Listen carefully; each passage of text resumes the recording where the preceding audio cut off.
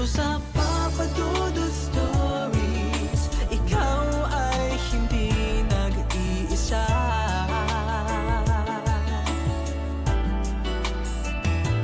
Dito sa Papa Dudut Stories, may nagmamahal sa'yo. Papa Dudut Stories, Papa Dudut Stories. Dear Papa Dudut, sa lahat po ng mga nakatutok ngayon, huwag kalimutan na mag-like, mag-share at mag-subscribe. Mahirap at hindi masaya ang pag-ibig kapag alam mong meron kang kahati.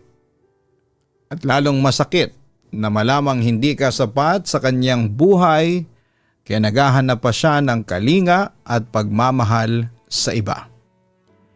Isa ako sa mga numero unong fanatic ng inyong programa. Sa radyo man o maging sa digital, Papa Dudut.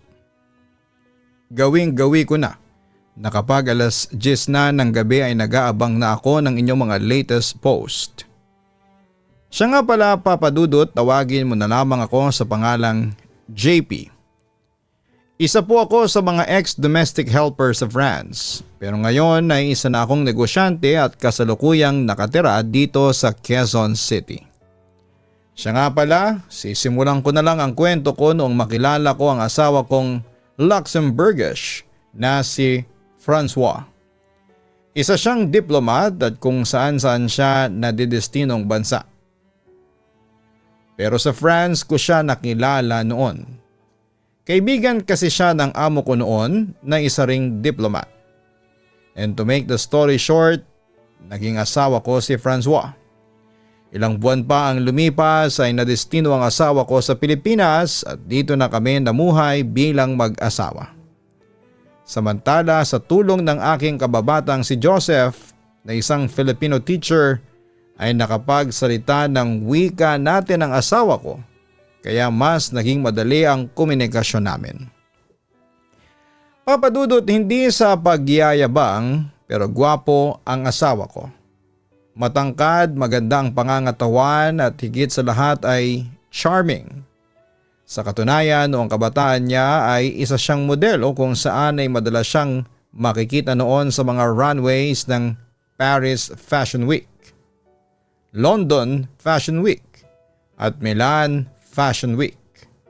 Pero dahil sa angking kakisigan niya ay naging lapitin siya ng mga babae na siyang naging malaking problema ko, Papa Dudut. Naging selosa ako dahil doon at dahil sa may history si Francois ng pambababae kaya kailanman ay hindi napanatag noon ang kalooban ko. Kanina pa kitang hinihintay, bakit ngayon ka lang? Tanong ko kay Francois na nooy ginabin ang dating. Huminga lang ng malalim noon si Francois pero hindi niya ako kinibo. Para bang wala siyang nakita o narinig. Nainsulto naman ako sa ginawa niya kaya lalo ko siyang kinumpronta. In-expect ko na alas 9 ka uuwi pero anong oras na? Alas 12 pasado na, saan ka galing ha? Mabilis niya akong sinagot. Nag-overtime lang ako sa work. O talaga? Usis ako sa kanya na may halong pagdududa. Bakit hindi ka naniniwala? Sabi niya sa akin. Hindi. Bakit? Tumawag ako sa Luxembourgish consulate kanina. At wala ka daw doon. Besides, hindi ka naman office worker para mag-overtime. Sarkastikong sabi ko kay Francois. Oh come on, even diplomats like me are working. Hirit niya sa akin. Pero hindi ka mag-overtime ng ganyang oras. Please, Francois, huwag mo kong gawing illiterate. Alam ko kung anong trabaho ng isang diplomat. So my beloved husband, saan ka nang galing? Seryosong tanong ko sa kanya. Okay, magsasabi na ako ng totoo. Kasama ko si Joseph, yung Filipino tutor ko. Birthday niya ngayon. Kasama din namin ang mga Pinoy friends niya. With drinks then dancing. Pag-amin niya sa akin. So nag-inuman kayo sa beer house. And I'm sure may tinable kayong babae. Panunubo ko pa sa kanya. Come on, huwag kang ngang mag-isip ng dirty. Nag-inuman lang kami. That's it. Naiirita niyang sagot. Bravo! Ang galing mong magsinungaling, Mr. Giliron. Sarkastikong balik ko sa kanya. What? You're telling me na nagsisinungaling ako? Kumpronta niya sa akin. Sa puntong iyon ay sinabi ko na kay Francois ang lahat ng mga natuklasan ko noong araw na yon. Oo, sinungaling ka, Francois. Bakit? Tumawag ako kay Joseph kanina at sinabi niya sa akin na hindi raw kayo magkasama at hindi ka nag-take ng Filipino lessons mo kanina. Hindi ka ba talaga aamin, ha? Okay, naniniwala ko na galing ka sa bar o sa beer house, pero sino ang kasama mo?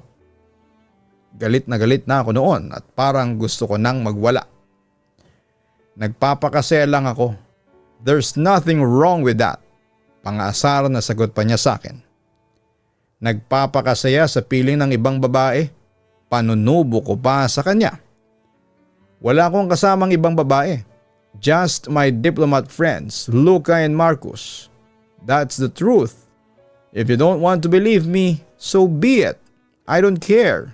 Diyan ka na nga. Wika niya sa akin at balak pa niya akong alisan pero pinigilan ko siya. Sandali, Francois. Huwag mo akong talikuran, ang sabi ko sa kanya. We are having a fight again? Hindi ka ba nagsasawa na palagi tayo nag-aaway every night? Masinsinang kausap niya sa akin. Paano hindi kita aawayin? Ikaw dyan na nagsisimula. Kung nagiging tapat ka lang sa akin, hindi tayo magtatalo ng ganito. Diretsang katwiran ko sa kanya. JP, do you still love me? Maya-maya seryosong tanong niya sa akin. Oo naman, mahal kita. Sagot ko. Then trust me. I promise hindi kita lolokohin. Paniniguro niya sa akin. Huminga naman ako ng malalim bagamat nakakakutob ako. Sa faithfulness ng asawa ko ay nagpasya pa rin akong pagkatiwalaan ang kanyang sinabi. Pasensya ka na, Francois. Pero kasi hindi ko maiwasang pagdudahan ko yung katapatan mo sa akin. Nagiging malamig ka na sa akin. Hindi mo na ako nilalambing at hindi ka na sweet tapos wala ka ng oras para sa akin. Kailan pa tayo huling nagsiping? Nung isang buwan pa, Francois. Kaya nga napapaisip ako kung mahal mo pa rin ba ako o may iba ka ng mahal. Paliwanag ko sa kanya. I'm very sorry kung marami akong kulang sa'yo. Nagkataon na busy lang ako this past few weeks. But I promise, babawi din ako sa'yo. Yun ang pangako niya sa akin na umaasa akong tuto pa rin naman niya. Papadudot, oo, madalas akong magselos noon. Pero madali ding nawawala ang lahat dahil malambing si Francois. Alam na alam niya kung ano ang kahinaan ko at doon niya ako madalas dalihin. Mahal na mahal ko noon ang asawa ko, kung kaya't madalas akong nagpapakamartir sa kanya. Kahit nahuhuli ko na siyang nambababae noon. Samantala makalipas ang ilang araw ay nagpaalam sa akin si Francois na lilipad siya patungo ng Luxembourg kung saan ay nakatira ngayon ng mga Pranses na biyenan ko. Sabi niya sa akin ay kailangan daw niyang bisitahin ang kanyang mama na nooy may sakit. Gusto ko naman sanang sumama ngunit limited lang noon ang finances namin kaya sa huli hinayaan ko na lamang siyang tumungo sa Luxembourg ng mag-isa. Kaso papadudot. Nang makarating na siya sa Luxembourg ay lalong lumala ang panlalamig sa akin ng asawa ko. Sobra kong kinakabahan noon. Hindi ko may paliwanag pero sa puntong yon ay parang ayaw ko nang paniwalaan pa ang mga pangako niya sa akin. Napagkatiwalaan ko siya dahil mahal niya ako. At yung huling balik niya sa Luxembourg ang labis na nagpakaba sa akin dahil nawala ang komunikasyon namin. Hanggang sa isang araw, isang katotohanan ang aking natuklasan. Nga pala, kaya pala ako tumawag kasi para itanong kung hindi na ba magpapatutor kay Joseph yung Luxembourgish husband mo. Tanong sa akin ng gay friend kong si Zell habang nasa isang sikat na coffee shop kami sa BGC. Magpapatutor pa rin si Francois kay Joseph Kaso nasa France pa siya ngayon. Inform ko naman sa aking kaibigan. Nagulat naman si Sel sa aking sinabi. Para bang hindi siya makapaniwala. Ha? Sabi mo? Nasa France si Francois? Oo, dinalaw niya yung mama niya doon. 1 linggo na nga siya doon eh. Sigurado ka? Kasi nakita namin ng mga tropa ko si Francois sa casino doon sa Pasay. May kasamang babae, akala namin ikaw yun. Kasi kasing tangkad mo. Pag-amin ni Sel sa akin. Nanlumo naman ako sa aking narinig. Sigurado kang si Francois yun? Baka naman kamukha lang niya. Sinusubukan ko pang i-deny ang katotohanan ng sinabi ng kaibigan ko. Umaasa pa rin na hindi ako niloloko ng asawa ko. Sigurado kami si Francois yung nakita namin, insist ni Sel sa akin. Pero ang sabi niya pupunta siya ng Luxembourg. Unti-unti nang nagsisink in sa akin noon ang panlulokong ginagawa sa akin ng asawa ko. Nakita mo bang umalis siya? Hinatid mo ba siya sa airport? Tanong niya sa akin. Umiling lamang ako bilang sagot sa kanyang tanong. Hindi naman siya nagpahatid sa airport nagtaksi lang siya. Wika ko. Kumpirmado. Niloko ka lang ni Francois. Yon ang katotohanang sinabi ni Sel na labis na nagpasakit ng aking puso. Umuwi ako kaagad sa bahay at sinimulan ko na ang pag-iimbestiga sa asawa ko. Mula sa kanyang friend list hanggang sa pagtatanong sa mga malalapit niyang kaibigan. At doon ko nga nakumpirma na hindi umalis patungo ng Luxembourg si Francois at sa halip ay kasama niya ang kabit niyang nagngangalang Linda. Papadudot, may binigay na address sa akin ng isa sa mga close friends ni Francois na si Luca, isa ring Pranses. Sinabi niya sa akin na doon ko raw matatagpuan ang kabit ng asawa ko. Kaya wala akong inaksayang panahon noon at pinuntahan ko kaagad ang address na yon. Doon ko nakaharap si Linda na isang Pilipina rin. Agad kong kinumpronta ang kabit at sinabunutan. Agad namang sumaklolo si Francois at inawat ako. Doon ko nga nakumpirma na nasa Pilipinas lang pala all along ang asawa ko. Papadudot, hindi ko matanggap yon at halos sumabog ako sa galit kaya simula noon ay madalas ko nang girahin noon ang kirida ng asawa ko. Pagkatapos noon ay naging bantay sarado na ako kay Francois. Sinigurado ko na hindi na magkakaroon ng pagkakataon na magkita ang asawa ko at ang kirida niya.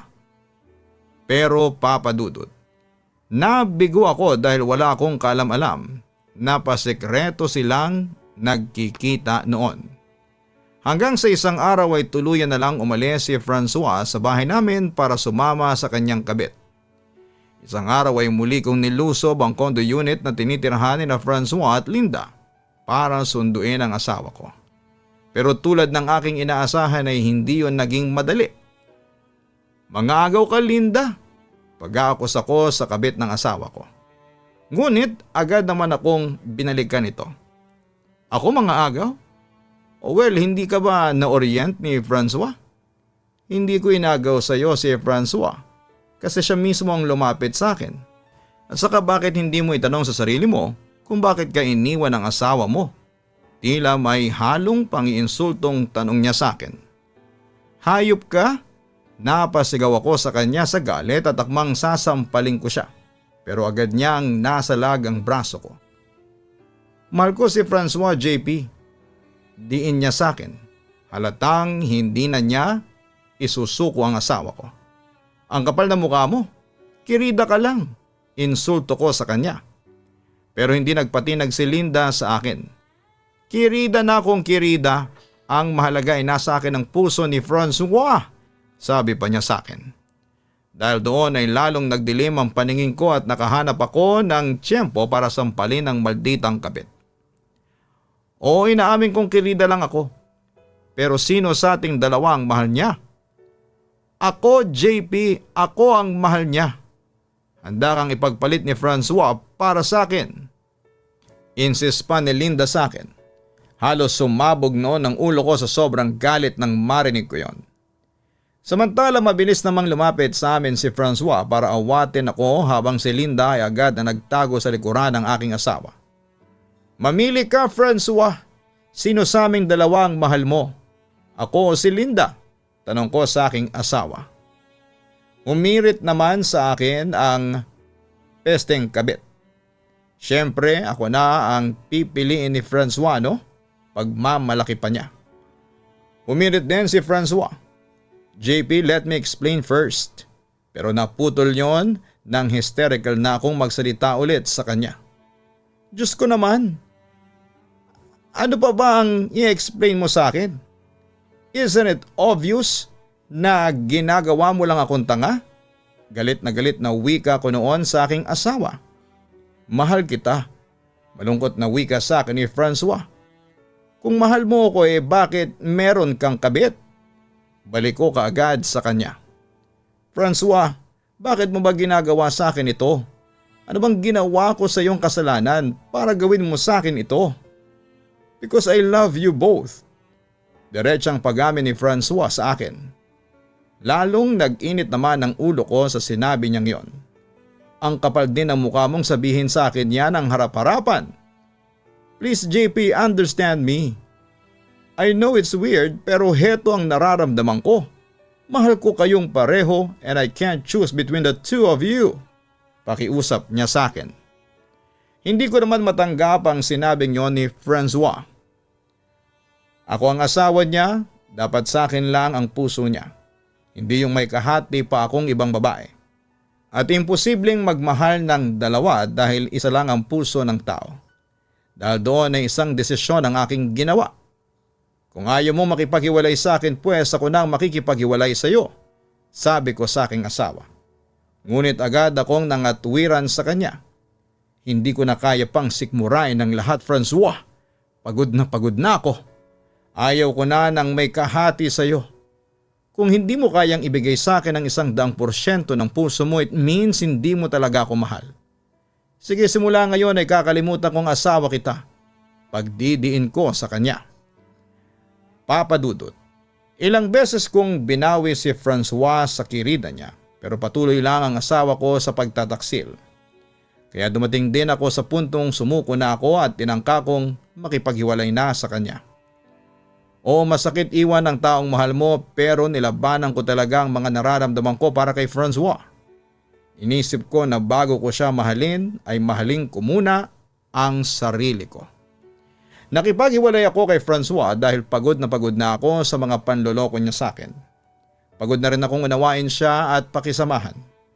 Pero hindi naging madali sa akin ng lahat dahil sadyang mahirap talagang kalimutan ng isang taong mahal na mahal mo.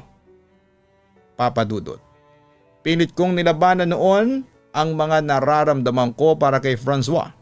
Pero sa huli ay nabigo ako. Hindi ko alam kung bakit pero hindi ko makuhang kalimutan ang asawa ko. Mahal na mahal ko pa rin siya kahit na ilang beses niya akong lokohin at saktan. Kaya nga matapos ang ilang buwang pangungulit ni Francois sa akin, ay bumalik din ako sa kanya. Katanghang mang may tuturing pero ganon talaga. Wala akong magawa. Samantala kahit na bumalik ako kay Francois ay nagpatuloy pa rin siya sa pakikipagrelasyon sa kirida niya. Madalas kaming magkaharap ng kirida niya pero kahit na gusto kong saktan ang babae, ay kinontrol ko na lamang ang sarili ko dahil ayaw kong lumala pa ang gulo. Bukod sa ayaw kong mawala sa akin noon ang asawa ko. Pero Papa Dudut, nagpatuloy ang malaking gap sa pagitan namin ng kabit ni Francois. Tandaan mo Linda, mananatili ka lang kabit kasi ako ang legal wife. Sabi ko sa kanya nang minsang magkaharap kami sa isang outdoor cafe. Ngunit hindi nagpatalo sa akin si Linda. Pakiko kung legal wife ka. Mas masaya kayang maging second, no? Remember girl, kaya nagkaroon ng second si Francois kasi hindi siya satisfied sa una. It only means mas mahal niya ang second kesa sa first. Pinagdidiinan niya yon sa mukha ko. Diyan ka mali girl. Malay mo ay para usang ka lang ni Francois. Kontra ko naman sa kanya. No girl. Confident ako na mahal ako ng asawa mo. Natatawa niyang wika sa akin. Sa totoo lang, napaka-unfair ng mundo. Kapag ang isang lalaki may kabit, masama na kaagad ang tingin sa kanya ng tao. Pero kung tutuusin ay hindi mangangabit ang isang lalaki kung walang pagkukulang ang asawa niya. Hirit pa niya patungkol sa akin. Na agad ko namang dinugtungan at kung walang mga haliparot na babaeng katulad mo. Nakita ko namang napikon si Linda sa sinabi kong yon. So ano? Hindi ba tayo magsasapakan? Sarkastikong tanong niya sa akin. Magsasapakan? No way! Teka, akala ko ba may breed ka? Balik ko naman sa kanya. Tama nga yung sinabi mo noon na may breed ka. Mukha ka kasing aso. Pangasar ko pa sa kanya. Ayaw mo ba talaga? Sayang te. Ganado pa naman sana ako makipagbasagan ng mukha sa'yo. Sarkastikong wika pa ni Linda sa akin. Don't worry. Magbabasagan din tayo ng mukha sa Mother Day. Anyway, curious lang ako. Ano naman ang nagustuhan mo kay Francois? Bakit sa dinami-rami ng lalaking pwedeng landiin bakit siya pa? Sinubukan kong maging kalmado habang tinatanong ko yon sa kanya. Mahal ko siya Anong magagawa mo? Diin pa niya sa akin.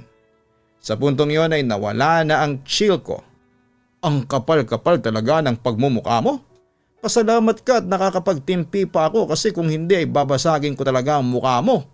Wika ko sa kanya. Buti na lamang at dumating noon si Francois at agad kaming naawat. Kasi kung hindi ay babasagin ko na talaga ang mukha ng babaeng yon. Samantala may binulong si Francois sa kabit niya at pagkatapos noon ay umalis na ang babae. Nagkaroon naman ako ng pagkakataong kumprontahin muli ang asawa ko. Punong-puno na ako dyan sa kirida mo. Gusto niya palaging siya na lang ang bida. At saka Francois, oo. Maaaring pinatawad kita at pumayag akong pakisamahan ng kirida mo. Pero please naman, huwag mo naman akong abusuhin. Kung tutusin ay hindi ko dapat hinahayaang gawin mo ito sa akin. Ako ang legal wife. Dapat sa akin ka lang. Kung tutusin ay pwede kitang ipakulong o ipadeport dito sa pakikiapid mo. Pero hindi ko ginawa kasi inunawa kita. Mahal kasi kita, Francois. Pero sana naman ay huwag mo namang sagarin ang pagiging mabait ko. May hangganan din ako. Yun ang mahaba kong litanya sa asawa ko. I'm sorry JP. Malungkot na sagot ni Francois sa akin. Iwalay mo na yung kabit mo kasi ako ang asawa mo. Demand ko sa kanya. I thought you understand. Hirit niya sa akin. Ngunit sumabog na ako sa kanya that time. Pagod na ako maging tanga, Francois. Ayaw ko na. Ngayon kung ayaw mong hiwalayan niyang kirida mo ay pwes ako na ang hihiwalay sa iyo. This time, tototohanin ko na ito. Pagbabanta ko. Go ahead. Break up with me.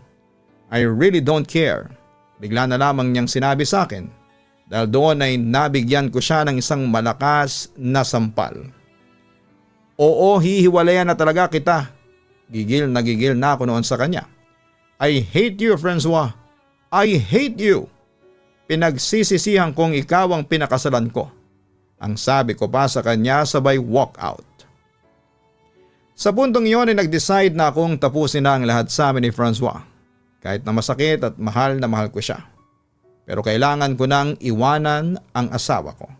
Kasi sagad na ang pasensya ko. Nakaramdam din ako ng awa sa sarili ko kaya tinigil ko na ang katangahan ko sa asawa ko at kahit na ilang beses pa siyang nagtangkang bumalik sa akin, ay nagmatigas na ako. Samantala isang katotohanan ang aking nadiskubre tungkol sa kasal namin ni Francois Guilleron.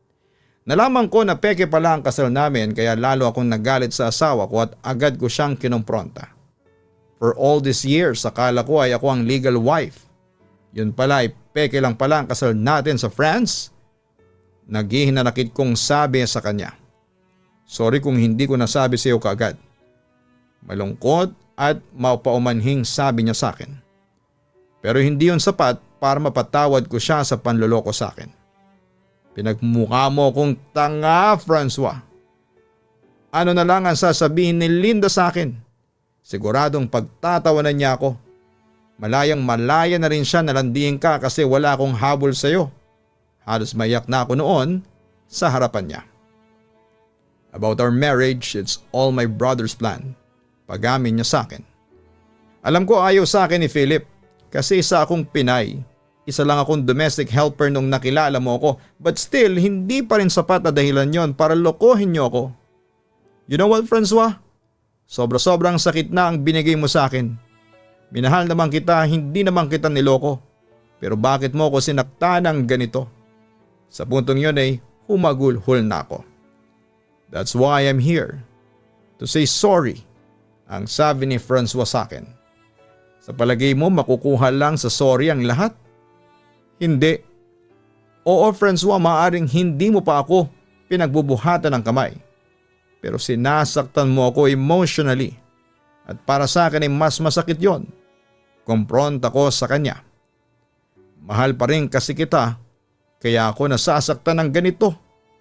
Francois, maawa ka naman sa akin. Kung talagang hindi mo ako kayang mahalin, then just leave me alone. Huwag ka nang magpapakita o magpaparamdam sa akin kahit na kailan. Kailangan kitang kalimutan. I can't. Hindi ko kayang mawala ka sa akin.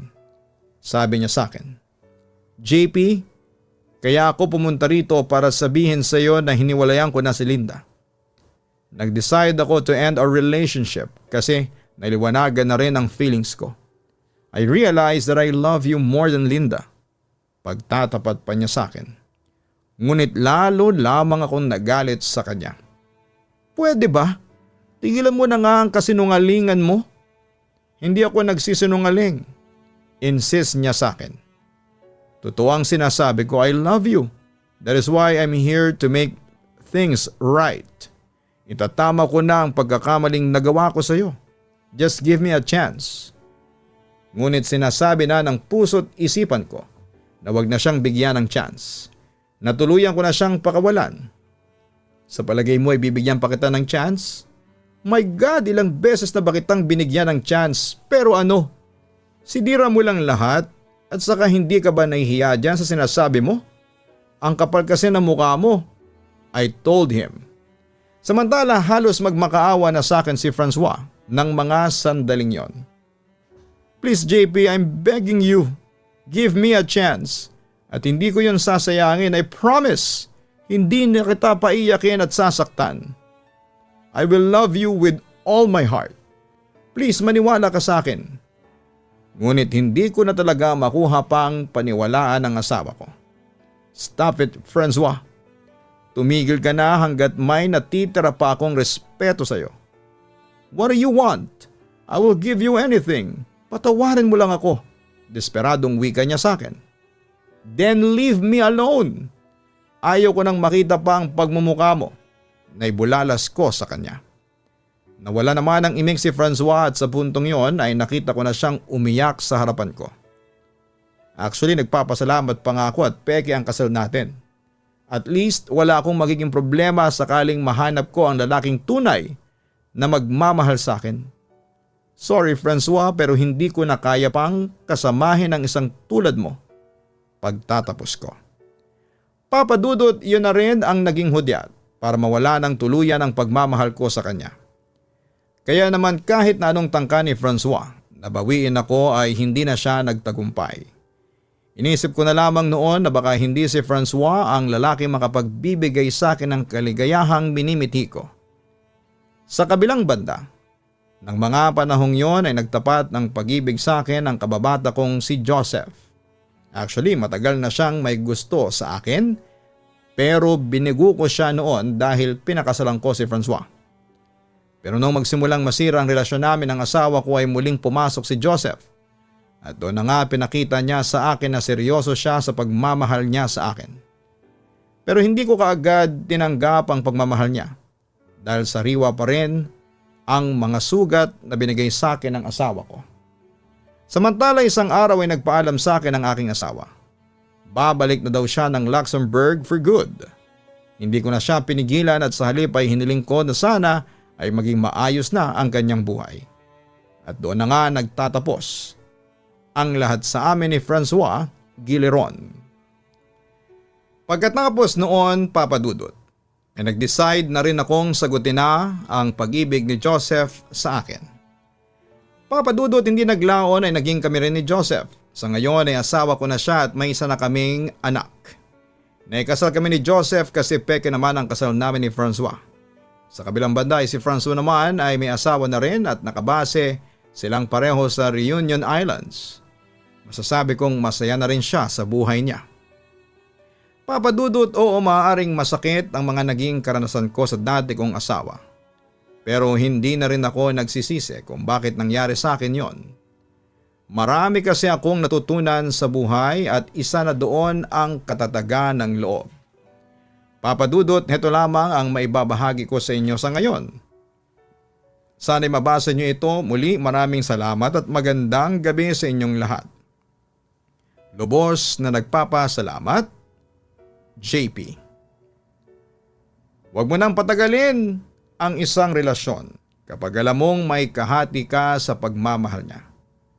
Oo, masakit at mahirap, kailangan mo na siyang i-give up dahil obvious namang hindi ka niya talaga mahal. Tandaan natin na isa lang ang puso natin. At ginawa ng Diyos ang pag-ibig para mahalin ng isang tao lamang. At hindi pwedeng 2, 3 o marami, kaya tama lang na hiwalayan na ni JP si Francois. Dahil hindi mo deserve na maging second option. At lalong hindi mo deserve na lokohin ang isang mapagsamantalang lalaki. Mga ka-online, palagi ninyong tatandaan na maging tapat kayo sa inyong mga asawa o karelasyon. Pahalagahan at irespeto natin sila tulad ng pagpapahalaga at pagrespeto natin sa ating mga sarili. Palagi po nating isasabuhay na ang pag-ibig ay isang sagradong regalo sa atin ng Diyos. Kaya huwag natin itong paglaruan, abusuhin at gamitin para tumapak ng ibang tao. Magmahal tayo ng tapat dahil siguradong iyon ang gusto ng Diyos na gawin natin.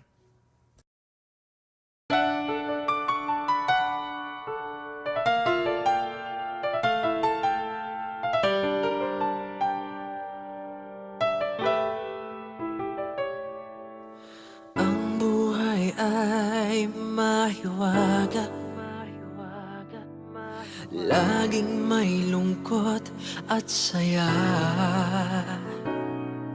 Sa Papa Dudut Stories, laging may karamay ka.